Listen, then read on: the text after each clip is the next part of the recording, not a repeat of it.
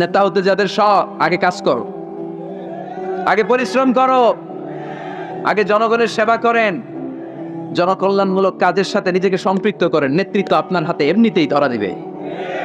আগে কাজ, পরে ক্ষমতা, ঠিক কিনা? তাহলে লিডারশিপ কোয়ালিটির প্রথম যে কোয়ালিটিটা আজকের এই আলোচনা থেকে আমরা জানলাম, যে নেতা হতে হলে you have to serve first, then you will be the leader. আগে আপনাকে সার্ভিস দিতে হবে, খেদমত করতে হবে। নেতৃত্বের লোভ নিয়ে বসে থাকা যাবে না, আগে কাজ। নেতা হই আর না হই, কাজ আমার চলবে। মাই মিশন ইজ দেয়া।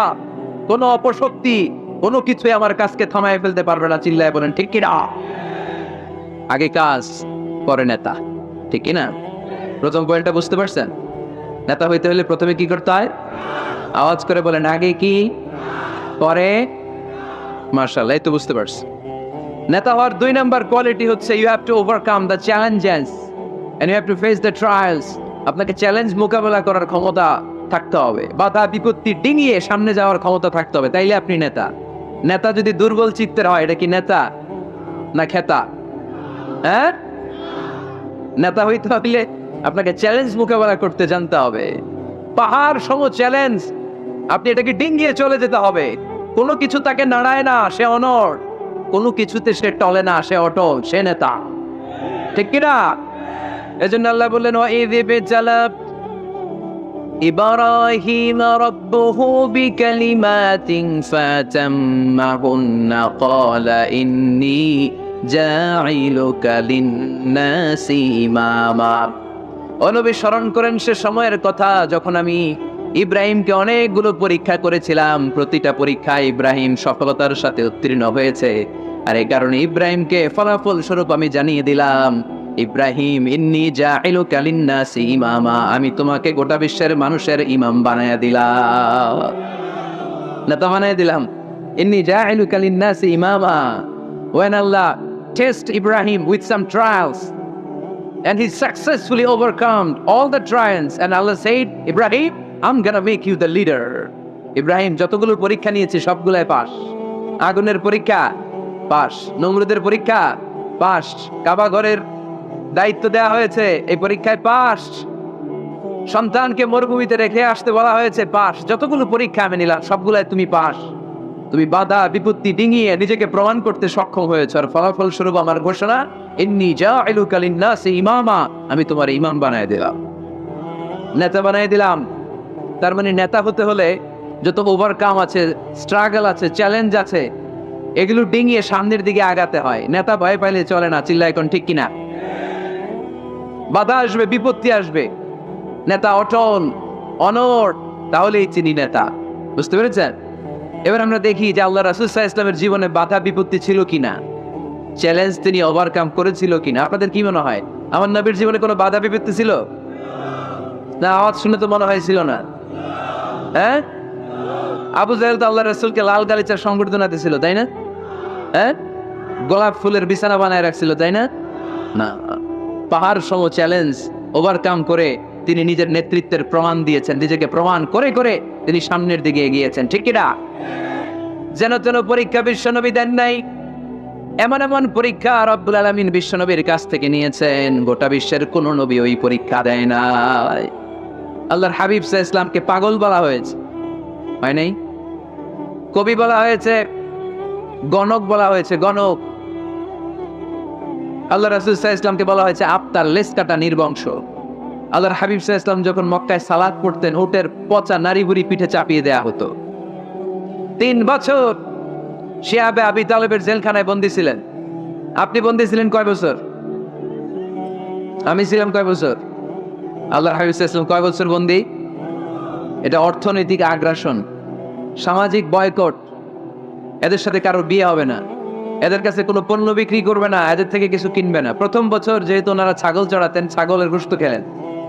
দ্বিতীয় বছর সাহাবারা ছাগলের চামড়া খেলেন। তৃতীয় বছর গাছের পাতা, লতা পাতা, শিকড় আর ছাল খেয়ে বেঁচেছিলেন। The life is not a bed of roses. এই পৃথিবীটা কুসুমাস্তীর্ণ নয়, এটা কর্ণকাকীর্ণ। এই পৃথিবীতে কেউ কাউর জন্য জায়গা ছেড়ে দেয় না, এখানে জায়গা করে নিতে হয়। পৃথিবীতে তোমাকে জানান দিতে হবে যে তুমি পৃথিবীতে এসেছো। কঠিন বিপত্তিকে, পরীক্ষাকে তুমি জানাও যে তুমিও কম শক্ত না, ঠিক কিনা? একজন পুরুষের 1 ফোঁটা বীর্যে 20 কোটি শুক্রাণু না থাকলে চিকিৎসা বিজ্ঞান বলে ওই বীর্য থেকে কোনো সন্তান জন্ম নেয় না। 1 ফোঁটা বীর্যে কয় কোটি শুক্রাণু? 20 কোটি শুক্রাণু। ওই 20 কোটি শুক্রাণুর মধ্যে আমি একটা, ঠিক কিনা? আপনি একটা, আমরা সবাই এক একটা। এই প্রতিটা শুক্রাণু চেয়েছিল ডিম্বাণুর গায়ে আঘাত করে সফল হতে, কেউ হইতে পারে নাই। 19,99,99,999টা ফেল। পাশ করছিলাম সেদিন আমি, পাশ করেছিলাম, চ্যাম্পিয়ন হয়েছিলেন সেদিন আপনি। সেদিন আপনার হাত ছিল, পা ছিল, মামা খালু ছিল, ফোন কল ছিল, এত কিছু না থাকতো সেদিন আপনি চ্যাম্পিয়ন হয়েছেন। কেউ আপনারা থামায় রাখতে পারে নাই। তার মানে এই পৃথিবীর বুকেও কেউ আপনারা থামায় রাখতে পারবে না। চিল্লায় বলেন ঠিক কিনা? পারবে না। অদম্য সাহস আর সত্যি সম্ভাবনাকে দিয়ে আল্লাহ তাআলা মানুষকে তৈরি করেছেন। এক একটা মানুষের যে কি ব্রেনের ক্যাপাসিটি, তার যে কত ক্ষমতা আল্লাহ দিয়েছেন মানুষ জানেই না। আল্লাহর হাবিব সাল্লাল্লাহু আলাইহি ওয়াসাল্লাম এরকম বাধা বিপত্তি অতিক্রম করে নিজেকে প্রমাণ করে করে সামনের দিকে এগিয়েছেন। 3 বছর জেল কাটলেন। মক্কা থেকে 80 কিলোমিটার পথ পাড়ি দিয়ে তিনি তায়েফে গেলেন। তায়েফে কেন গেলেন? জমি কেনার জন্য, তাই না? কথা কয় না? 10 বিঘা জমি কেনার প্ল্যান করছিলেন তায়েফের। হ্যাঁ, নিজের কোনো লাভের জন্য গেছেন তায়েফে? তায়েফবাসীদেরকে জাহান্নামের আগুন থেকে বাঁচানোর জন্য, নিজের লাভের জন্য না। তায়েফবাসীরা যেন জাহান্নামে ফেরেশতাদের লাথি না খায়, তায়েফবাসীরা যেন জাহান্নামের আগুনে না জ্বলে, ওদেরকে বাঁচানোর জন্য, ওদের লাভের জন্য আল্লাহ হাবিব সাল্লাল্লাহু আলাইহি ওয়াসাল্লাম গিয়েছে। সেখানে তিনি ওয়েলকাম হন নাই, সেখানে পাথর বৃষ্টি মারা হয়েছে। এমন তাবৎ কোনো অত্যাচার নাই বিশ্বনবীর উপর করা হয় নাই। 3টা জায়গায় কি সুশ্রী দেহ আমার নবীর, কি সুন্দর ছিল আল্লাহর হাবিব সাল্লাল্লাহু আলাইহি ওয়াসাল্লামের শরীর। তিনি বলতেন আনা মালিহুন ওয়া আখি ইউসুফু সাবিহুন, আমি লাবণ্যময় সুন্দর, আমার ভাই ইউসুফ সাদা সুন্দর। মিলহুন থেকে মালিহ, মিলহুন মানে লবণ, লবণ থেকে লাবণ্যময়। আমি লাবণ্যময় সুন্দর, আমার ভাই ইউসুফ সাদা সুন্দর। এই সুন্দর মানুষটার দেহে পাথর মারা হয়েছে। Can you imagine that? আপনি কি কল্পনা করতে পারেন? 3টা জায়গায় বিশ্বনবীকে আক্রান্ত করা হয়েছে, রক্তের বন্যা বইয়ে গিয়েছিল। আওয়াজ করে বলেন ঠিক কিনা? খেয়ে না খেয়ে দিন প্রচারের কাজে নিজেকে দিয়েছ বিলিয়ে, তায়েফের কাফিরেরা চিনল না সে আলো, দুষ্ট ছেলেদের পিছু দিল লেলিয়ে। পাথরের আঘাতে ক্ষত বিক্ষত হয়ে সারা শরীর থেকে রক্ত ঝরে। এ রাসূল তোমাকে ভুলি আমি কেমন করে, এ রাসূল তোমাকে ভুলি আমি কেমন করে। ঠিক কিনা? তায়েফের ছেলেরা রক্তাক্ত করেছিল সেদিন আমার নবীকে। বিশ্বনবী অটল, অনড়, মন খারাপ করেননি, সবর ইখতিয়ার করেছেন, মাফ করে দিয়েছেন। নিজ এলাকা থেকে চলে যেতে বাধ্য করা হয়েছে, হিজরত করলেন মক্কা থেকে মদিনায়। আহা, মক্কাকে এত ভালোবাসতেন বিষ্ণু ইসা ইসলাম, হিজরতের রাতে বারবার মক্কার দিকে তাকায়, বারবার তাকায়, চোখের পানি ছাড়ে আর বলে মাক্কা তো আহাব্বুল বিলাদ ইলাইয়া, মক্কা আমার কাছে সবচেয়ে প্রিয় নগরী, প্রিয় শহর। লাউলা উখরিজতু লামা খারাজতু, আমার যদি জোর করে মক্কা থেকে তাড়িয়ে দেয়া না হতো আমি জীবনও মক্কা ছেড়ে কোথাও যেতাম না। নিজ এলাকা ছেড়ে চলে গেলেন। খাইবারে খাবারের মধ্যে বিষ মিশিয়ে দেয়া হবে, জানেন ঘটনা? এক ইহুদি নারী দাওয়াত দিয়েছে বিশ্বনবীকে। বিষ্ণু ইসা ইসলাম দাওয়াত পেলে ফিরাতেন না। তিনি গেলেন, খাসির গোশত খেতে পছন্দ করতেন। খাসির গোশতের মধ্যে পয়জন মিক্স করে দেয়া হলো, বিষ। এই বিষের ব্যথায় তিনি আজীবন কষ্ট পেয়েছেন। এন্তেকালের আগে তিনি বলেছিলেন, ওই যে খায়বারের যুদ্ধে যে ব্যথাটা আমি পেয়েছি বিষের কারণে, ওই ব্যথা আজকে আমার আবার উঠেছে। এজন্য আমার নবীর মৃত্যুটা ছিল শাহাদাতের মৃত্যু। তাকে বিষ্ণু ইসা ইসলামকে বিষ খাইয়ে এই দুনিয়া থেকে বিদায় করানো হয়েছে। স্বাভাবিক মৃত্যু ছিল না বিশ্বনবীর, বিষের ব্যথায় তিনি মৃত্যুর আগে কাতরাচ্ছিলেন। ব্ল্যাক ম্যাজিক করা হয়েছে, 6 মাস অসুস্থ। লাবিদ ইবনুল আসাম ইহুদিদের মিত্র বিশ্বনবীরে ব্ল্যাক ম্যাজিক করেছে। ব্ল্যাক ম্যাজিক চিনেন না? বান মারে না এলাকায়, নরসিংদীতে আছে, কি বলে এটাকে, কি কয়? হ্যাঁ, কি মারে? বান মারে, জাদুটোনা, এগুলো করেন আপনারা? এগুলো করেন না। আল্লাহ হাবিব ইসলামকে 6 মাস ব্ল্যাক ম্যাজিক করে রাখা হলো। তার মানে অত্যাচার, অনাচার, পরীক্ষার বাধা বিপত্তির এমন কোনোটা নাই যেটা বিশ্বনবী অতিক্রম করে নাই, ঠিক কিনা? তার মানে যিনি নেতা হবেন তাকে পরীক্ষা দিয়ে নেতা হতে হবে, বাধা বিপত্তি এগিয়ে সামনে যেতে হবে, তা না হলে তিনি নেতা হতে পারবে। তার সবগুলা গুণ বিষ্ণু নবী সাল্লাল্লাহু আলাইহি ওয়াসাল্লামের মধ্যে ছিল। আলহামদুলিল্লাহ পড়েন। নেতা হওয়ার জন্য 3 নম্বর যে কোয়ালিটি লাগে সেটা হচ্ছে এলোকোয়েন্স, বাগ্মিতা। বক্তব্য দিতে জানা লাগে, বক্তব্যে পারঙ্গমতা থাকা চাই, ফাসাহাত বালাগাত জানা চাই। নেতা যদি ভাষণ দিতে না পারে এটা কি নেতা? কথা কয় না, এটা নেতা? এজন্য নেতা হইতে হইলে কি করা লাগে? ভাষণ দিতে জানা লাগে। দেখবেন যত বড় নেতা তত চমৎকার তার ভাষণ। আমাদের এদেশের স্বাধীনতার স্থপতি বঙ্গবন্ধু শেখ মুজিবুর রহমানের সেই 7ই মার্চের রেস কোর্সের ভাষণ মনে আছে?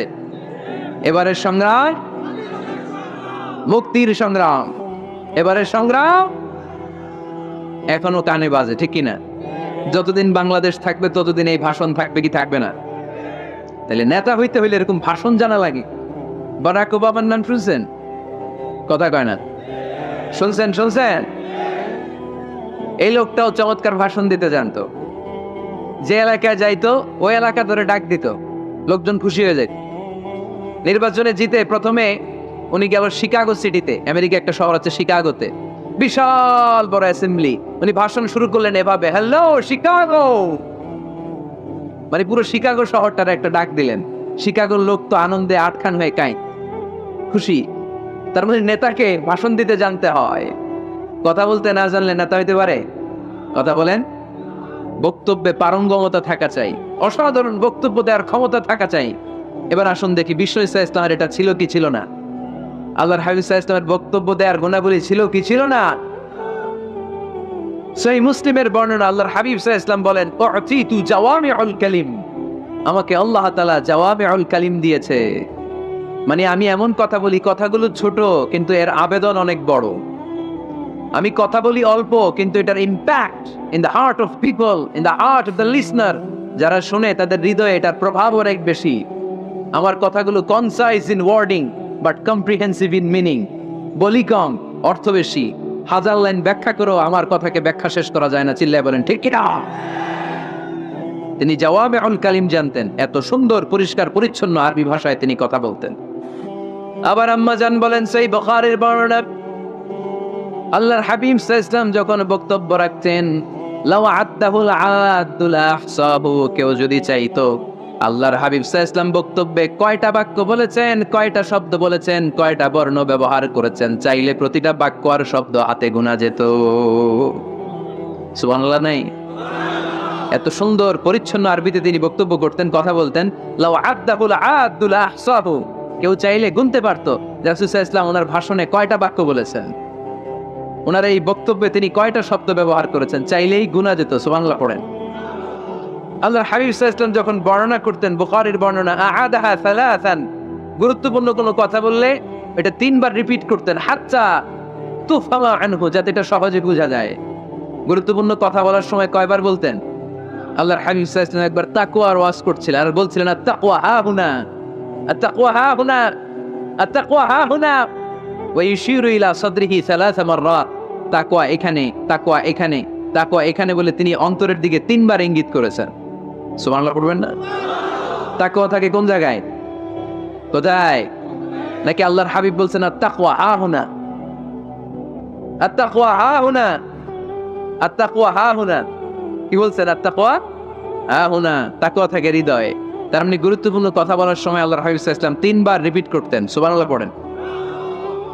এরপর আম্মা জান আয়েশা রাদিয়াল্লাহু তাআলা আনহা বর্ণনা করেন, বুখারীর বর্ণনা, ইয়াতাকাল্লামু বিকালামিন বাইয়িন ফাসলিন, আল্লাহর হাবিব যখন কথা বলতেন, ইয়াতাকাল্লামু বিকালামিন বাইয়িন, সুস্পষ্ট ভাবে কথা বলতেন, ফাসলিন, থেমে থেমে কথা বলতেন, ইয়াতাহাফফাযুহু মান জালাসা ইলাই, তার আশেপাশে যারা বসে থাকতো চাইলে সবগুলো কথা সহজেই মুখস্থ করে ফেলতে পারতো। ইয়াতাকাল্লামু বিকালামিন বাইয়িন, সুস্পষ্ট কথা বলতেন, অস্পষ্ট কোনো কথা আল্লাহর হাবিব সাল্লাল্লাহু আলাইহি ওয়াসাল্লাম কখনো বলেন নাই। ফাসলিন, থেমে থেমে, এক বাক্য শেষ আরেক বাক্য, এক কথা শেষ আরেক কথা। ইয়াতাহাফফাযুহু মান জালাসা ইলাই, এত সুন্দর করে বলতেন তার আশেপাশে যারা বসা চাইলে এগুলো মুখস্থ রাখতে পারতেন। আওয়াজ করে পড়তে হবে আল্লাহু আকবার। আবার আল্লাহর নবী মাঝে মাঝে আবেগঘন বক্তব্য দিতেন। সাহাবারা বলেন, বিশ্বনবী মাঝে মাঝে এমন বক্তব্য রাখতেন, ওয়াজিলাত মিনহাল কুলুব, যারাফাত মিনহাল আয়ুন। বিশ্বনবীর বক্তব্য শুনে আমাদের হৃদয় বিগলিত হয়ে যেত।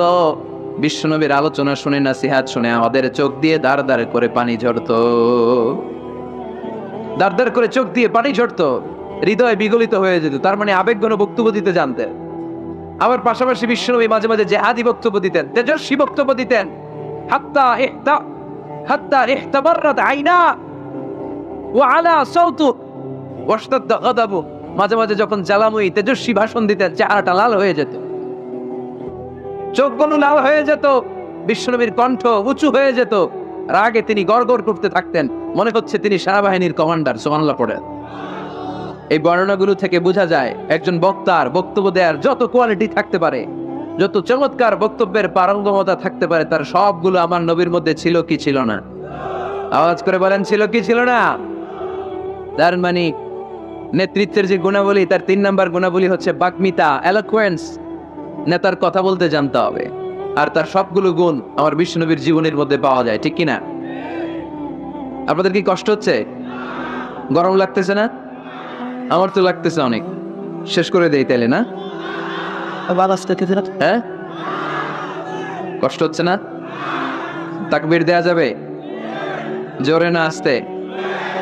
কত জোরে? অনেক জোরে।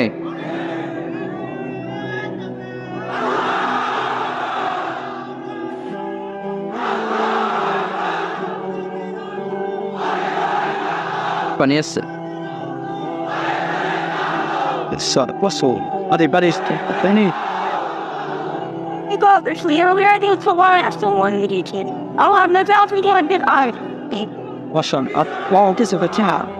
মাশাআল্লাহ, মাশাআল্লাহ। ঠিক আছে, তাহলে আরো কয়েক মিনিট বলা যায়, না? আচ্ছা, নেতৃত্ব দেওয়ার 4 নাম্বার গুণাবলী হচ্ছে the leader should be broad minded, he shouldn't be the narrow minded. নেতা হইতে হইলে বড় মনের হইতে হবে, কলিজাটা হইতে হবে এত বড়, পুরা দেহটাই হইতে হবে কলিজা। কথা কয় না? পুরো দেহটাই কলিজা, ঠিক কিনা? নেতা যদি ন্যারো মাইন্ডেড হয়, এটা কি নেতা? নেতা হতে হবে broad minded. The leader should be accommodative mentalities. নেতার অ্যাকোমোডেট করার মেন্টালিটি হতে হবে। উনি সবার, যেমন আমাদের বাংলাদেশের গণপ্রজাতন্ত্রী বাংলাদেশের প্রধানমন্ত্রী, মাননীয় প্রধানমন্ত্রী শেখ হাসিনা, উনি কি শুধু আওয়ামী লীগের নেতা? কথা কয় না। শুধু বিএনপির নেতা? শুধু জামাত ইসলামের নেতা? জাতীয় পার্টির নেতা? শুধু জাসদের নেতা? উনি কার নেতা? উনি এই বাংলাদেশের 17 কোটি মানুষের নেতা, ঠিক কিনা? আপনি নেতা হইলে আপনি সবার হবেন। আপনি এমপি, আপনার নির্বাচনী এলাকায় যারা আছে আপনি সবার এমপি। আপনি এলাকার পুরুষদের এমপি, এলাকার নারীদের এমপি, এলাকার হিজড়াগুলারও এমপি আপনি। চিল্লা এখন, ঠিক কিনা? আপনি সবার। আপনার হৃদয়টা হইতে হবে এরকম আকাশের মতো বিশাল, সাগরের মতো উদার। নেতা হইতে হইলে ব্রড মাইন্ডেড হইতে হয়, অ্যাকোমোডেটিভ হইতে হয়, তাই না? এবার আসেন দেখি, আমার বিষ্ণু ইসলাম যে নেতা ছিলেন, উনি কি ন্যারো মাইন্ডেড ছিলেন না ব্রড মাইন্ডেড? কথা বোঝে নাই বোধ হয়। ব্রড মাইন্ডেড ছিলেন। কত ব্রড মাইন্ডেড? আল্লাহ রাসূল সাল্লাল্লাহু আলাইহি ওয়াসাল্লামের ব্যাপারে আল্লাহ পাক বললেন, ওমা আরসালনাকা ইল্লা রাহমাতাল লিল আলামিন, I have sent you as a mercy for the entire universe. নবী হে, আমি আপনাকে গোটা বিশ্বের সবার জন্য রহমত করে, বিশ্ববাসীর জন্য রহমত করে প্রেরণ করেছি। বুঝে শুনে উত্তর দিয়েন তো, আল্লাহকে এখানে বলছেন ওমা আরসালনাকা ইল্লা রাহমাতাল লিল মুসলিমিন, বলছে রাহমাতাল লিল মুত্তাকিন, রাহমাতাল লিল মুসাল্লিন। কি বলছে? আল্লাহ বলেছেন ওমা আরসালনাকা ইল্লা রাহমাতাল লিল আলামিন। নবী হে, আমি আপনাকে গোটা বিশ্বের সবার জন্য রহমত করে দুনিয়ায় প্রেরণ করেছি। তিনি সবার জন্য রহমত, সবার জন্য। আল্লাহ রাসূল সাল্লাল্লাহু আলাইহি ওয়াসাল্লাম ছিলেন ব্রড মাইন্ডেড, সবার জন্য তিনি রহমত। মানুষের জন্য রহমত, জিন জাতির জন্য রহমত, ফেরেশতাদের জন্য রহমত, মৎস্যকুলের জন্য রহমত, পক্ষীকুলের জন্য রহমত, গোটা বিশ্বের সবার জন্য। আস্তিকদের জন্য যেমনি রহমত, নাস্তিকদের জন্য রহমত, ঠিক কিনা? আল্লাহর হাবিব সাল্লাল্লাহু আলাইহি ওয়াসাল্লাম একবার একটা লাশ দেখে দাঁড়িয়ে গেলেন। কি দেখে? লাশ দেখে দাঁড়ালেন। সাহাবারা বললেন, ইন্নাহু ইয়াহুদি। নবী, ইন্নাহু ইয়াহুদি, এটা ইহুদির লাশ, আপনি দাঁড়ালেন যে? আল্লাহর হাবিব সাল্লাল্লাহু আলাইহি ওয়াসাল্লাম বললেন আওয়ালাইসাত নাফসান, এটা কি মানুষ না? হোক না ইহুদি, হোক না খ্রিস্টান, হোক না আস্তিক আর নাস্তিক, আমি তো মানুষ দেখে দাঁড়াইছি। সুবহানাল্লাহ কইবেন না? এজন্য সবাইরে আগে মানুষ মনে করবেন। আগে কি মনে করবেন? পরে দলাদলি কইরেন। আমরা দেখা মাত্র বলি কোন পীরের মুরিদ? দেখা মাত্র প্রথম প্রশ্ন কি? হ্যাঁ, কোন পীরের মুরিদ? কোন দল করেন? হ্যাঁ, ভারতপন্থী না পাকিস্তানপন্থী? আছে না নাই? এই যে দলাদলি, খালি পিস পিস করি, খালি ভাগাভাগি। যারা পিস পিস করে আল্লাহ এদেরকে পিস পিস করে ফেলবে, ঠিক কিনা? বিষ্ণুনবী এসেছেন মিলানোর জন্য, মিলিয়ে দেওয়ার জন্য বিষ্ণু ঈসা ইসলামের আগমন ঘটেছে, আর আমরা খালি পিস পিস। আমরা আহলে হাদিস মসজিদ বানাই এক জায়গায়, এক এলাকায় আহলে হাদিস মসজিদ, আরেক এলাকায় হারাও বানাইছে হানাফি মসজিদ। আছে না নাই? আহলে হাদিস মসজিদে হানাফি মুসল্লি ঢুকতে পারবে না, হানাফি মসজিদে আবার আহলে হাদিসেরা ঢুকতে পারবে না। কোথায় চলে গেলাম আমরা? আমরা মানুষকে মানুষ হিসেবে কনসিডার করি না। সে মুসলমান, এটা তার বড় পরিচয়, এটা আমরা সামনে আনতে চাই না। আগে নিয়ে আসি হানাফি না আহলে হাদিস, আগে নিয়ে আসি বিএনপি না আওয়ামী লীগ। সে যে মানুষ, তার বড় পরিচয়। তারপর সে মুসলিম, সে আমার ভাই, এটা আমরা ভুলে গিয়েছি। আওয়াজ করে বলেন ঠিক কিনা? ভুলে গেছি। আমাদের প্রভু এক, এক নবীর উম্মত, জীবন বিধান এক, ঐশী বাণী কোরআন। আমাদের প্রভু এক, এক নবীর উম্মত, জীবন বিধান এক, ঐশী বাণী কোরআন। তবে কেন এক হে মুসলমান, একে হও করিয়া আহ্বান। বাইতুল্লাহ এক, মদিনা শরীফ এক, উহুদ পাহাড় এক, বদরের মাঠ এক, ঠিক না? বাইতুল্লাহ এক, মদিনা শরীফ এক, উহুদ পাহাড় এক, বদরের মাঠ এক। একটা তো জীবন আর মরণ তো একটাই, একসাথে মিলে মিশে একটাই প্রাণ। তবে কেন হে মুসলমান, একে হও করিয়া আহ্বান। আমাদের প্রভু এক, এক নবীর উম্মত, জীবন বিধান এক, ঐশী বাণী কোরআন। তবে কেন হে মুসলমান, একে হও করিয়া আহ্বান, ঠিক কিনা? বাইতুল্লাহ এক, মদিনা শরীফ এক, বদরের মাঠ এক, উহুদের প্রান্তর এক, কোরআন এক, নবী এক, আল্লাহ এক। কিন্তু আমরা আছি কিলাকিলি নিয়ে, ঠিক কিনা? এই কিলাকিলি আমরা আর করতে চাই, দলাদলি আমরা করতে চাই, আমরা ঐক্য চাই। আমরা কি চাই? এমন ঐক্যের সিন্ডিকেট আমাদের গড়তে হবে যাতে কোনো অপশক্তি এই সিন্ডিকেটকে ভাঙতে না পারে। চিল্লায় বলো ঠিক কিনা?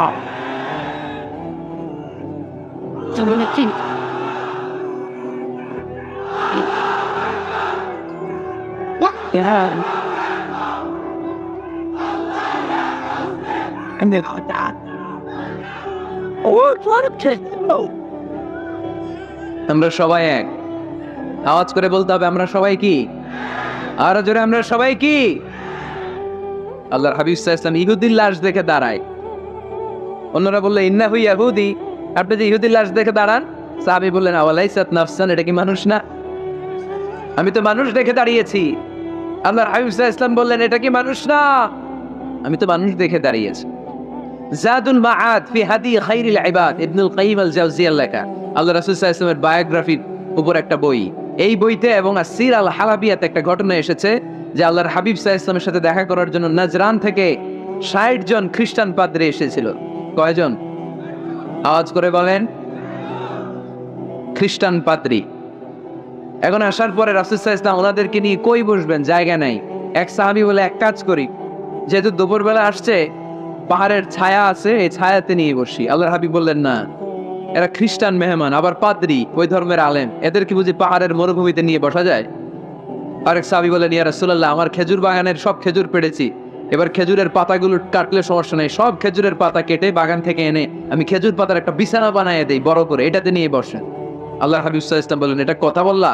এরা খ্রিস্টান পাত্রী, এদেরকে খেজুর পাতার বিছানায় বসানো যায়? কই বসাবো? বলতে বলতে 60 জন খ্রিস্টান পাত্রী চলে আসছে। আল্লাহর হাবিব সাল্লাল্লাহু আলাইহি ওয়াসাল্লাম উপায় অন্তর না দেখে 60 জন খ্রিস্টান পাত্রীর জন্য মসজিদে নববীর দরজা খুলে দিয়েছেন। আল্লাহর নবীর মসজিদে খ্রিস্টানরা ঢুকতে পারে, আল্লাহর নবী ইহুদিকে দেখে সম্মানার্থে দাঁড়িয়ে যায়, আর আমাদের হানাফি ভাইরা আহলে হাদিস মসজিদে ঢুকতে পারে না। আমাদের আহলে হাদিস ভাইরা হানাফি মসজিদে ঢুকতে পারে না। এটার নাম ইসলাম নয়, এটার নামই বাড়াবাড়ি। এটাই বাড়াবাড়ি, এটাই বাড়াবাড়ি, এটার নাম ইসলাম না হয়। ইসলাম হচ্ছে ঐক্যের নাম, ইসলাম হচ্ছে ভালোবাসার নাম, ইসলাম হচ্ছে ভ্রাতৃত্বের নাম। এজন্য নেতা হইতে হইলে কলিজা হইতে হবে কত বড়, কত বড়। আর দিয়ে দেখাও মুসলমান কত বড়, এত বড় কলিজা লাগবে, ব্রড মাইন্ডেড হওয়া লাগবে নেতা, অ্যাকোমোডেটিভ মেন্টালিটির হতে হবে। আল্লাহর হাবিব সাল্লাল্লাহু আলাইহি ওয়াসাল্লাম সব সময় অ্যাকোমোডেটিভ মেন্টালিটির ছিলেন, সবাইকে অ্যাকোমোডেট করতেন, দলাদলি নাই। আজকের এই মাহফিলে আওয়ামী লীগের নেতারা জাতিগোষ্ঠীর নবী নন, কোন আলাদা সম্প্রদায়ের নবী নন, তিনি রাহমাতাল লিল আলামিন, গোটা বিশ্বের জন্য তিনি রহমত। চিল্লায় বলো ঠিক কিনা? তিনি সবার নবী। যেখানেই মানবতা বিপন্ন সেখানেই তিনি ছুটে যেতেন, যেখানেই মানুষ অত্যাচারিত সেখানেই তিনি দাঁড়াতেন। তিনি ছিলেন মেহনতি মানুষের বন্ধু। বয়স আল্লাহর হাবিব সাল্লাল্লাহু আলাইহি ওয়াসাল্লামের 20 বছর। কয় বছর? সবাই বলেন না, কয় বছর? 20 বছর। ইয়ামানের এক লোক ব্যবসায়িক পণ্য এনে মদিনায় মক্কায় বিক্রি করলো। মক্কার এক ব্যবসায়ী তার কাছ থেকে পণ্য কিনে টাকা দিতে চায় না। সে টাকা চাইলে সে বলে, আমি মক্কার লোক, এটা আমার এলাকা, আমার দাপট, টাকা দিব না, কি করবি? ইয়ামানের লোকটা কান্না জোড়ে দিল, কে আছে আমারে সাহায্য করার? আল্লাহর হাবিব সাল্লাল্লাহু আলাইহি ওয়াসাল্লাম এই দৃশ্য দেখে মাজলুমদের পক্ষ নেয়ার জন্য একটা শপথ করলেন। এই শপথটার নাম হচ্ছে হালাফুল ফুদুল। শপথটার নাম কি? হালাফুল ফুদুল, যেটা আমরা বাংলাদেশে বলি, কি বলি? হেলফুল ফুজুল। নরসিংদীতে এরকম আছে না নাই? হেলফুল ফুজুল নামে কোনো সংগঠন করেন নাই আপনারা? আছে না? মাশাআল্লাহ, এই যারা করছে। আল্লাহর হাবিব সাল্লাল্লাহু আলাইহি ওয়াসাল্লাম হালাফুল ফুজুল করেছেন, হাতে হাত রেখে শপথ করলেন যে মক্কার জমিনে কোনো টেন্ডারবাজি চলবে না, কোনো চাঁদাবাজি চলবে না, কোনো অন্যায় চলবে না, দুর্বলের উপর সবলের অত্যাচার চলবে না। যারাই মাজলুম হবে হাতে হাত রেখে আমরা তাদের সাথে দাঁড়িয়ে যাব। এরকম টেন্ডারবাজি বন্ধ করার দরকার আছে না নাই? চাঁদাবাজি বন্ধের দরকার আছে না নাই? ক্যাসিনো বিজনেস থামায় দেওয়ার দরকার আছে না নাই? মাদক আর সন্ত্রাসকে রুখে দাঁড়ানোর দরকার আছে না? ইসলাম সবসময় জঙ্গিবাদের বিরুদ্ধে, ইসলাম সবসময় মাদকের বিরুদ্ধে, ইসলাম সবসময় কট্টর পন্থার বিরুদ্ধে, ইসলাম সবসময় শান্তির পক্ষে, ঠিক কিনা? ইসলাম আর জঙ্গিবাদ কি এক? জেহাদ আর জঙ্গিবাদ কি এক? আরে জেহাদ হচ্ছে জঙ্গিবাদকে কবর দেওয়ার জন্য আল্লাহ পাঠিয়েছে, চিল্লায় বলেন ঠিক কিনা? যারা হকের বিপক্ষে, যারা মানুষের কষ্টের কারণ হয়, যারা জুলুমবাজ, এরা হচ্ছে জঙ্গি। আর যারা সত্যের পক্ষে এরা মুজাহিদ, ঠিক কিনা? এইখানে যারা আসছে আজকের মাহফিলকে সফল করেছে, এরা প্রত্যেকে এক একটা মুজাহিদ, ঠিক কিনা? আর যারা মাহফিল বন্ধ করতে চায়, কোরআনের আওয়াজকে থামায় দিতে চায়, এরাই হলো আসল জঙ্গি। এরাই জঙ্গি।